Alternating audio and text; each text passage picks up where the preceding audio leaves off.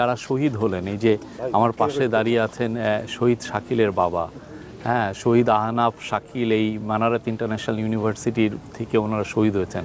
আপনারা জানেন এখানে 11টা ইউনিভার্সিটি আছে, প্রত্যেকটা ইউনিভার্সিটির ছেলে মেয়ে সেদিন নেমেছে। 18 তারিখ থেকে একটানা তারা আন্দোলনে ছিল 5 তারিখ পর্যন্ত। হাসিনার কুখ্যাত সিকিউরিটি ফোর্স তাদেরকে খুন করেছে অনেককে। আজকে আমরা এখানে এসেছি মানারাত ইন্টারন্যাশনাল ইউনিভার্সিটিতে, এদের যে ছেলে মেয়েরা তাদের যে তারা যেই কন্ট্রিবিউশন রেখেছেন সেটাকে আমরা সালাম জানাতে এসেছি।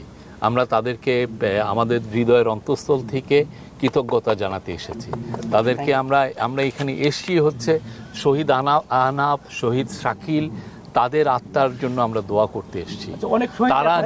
তারা যেই আমাদেরকে যেই পথ দেখিয়েছেন সেই পথ থেকে যেন আমরা বিচ্যুত না হই, আমরা যেন জাতিকে একটা সুন্দর ইলেকশন উপহার দেই, আমরা যেন জাতিকে একটা পিসফুল ডেমোক্রেটিক ট্রানজিশন আমরা উপহার দেই, এবং তারা যে অ্যাসপিরেশন করত যে বাংলাদেশে কোনোদিন ভোট চুরি হবে না, বাংলাদেশে কোনোদিন করাপশনের কোনো ঠাঁই হবে না, বাংলাদেশে এমন কোনো ব্যবস্থা তৈরি হবে না যে ব্যবস্থায় 3-4টা লোক দৈত্যদানব হয়ে আমাদের সকলকে তাদের প্রজা বানিয়ে ফেলবেন, এরকম যেন ব্যবস্থা না হয়। তারা যেই আমাদেরকে পথ দেখিয়েছেন আমরা সেই পথে চলতে চাই।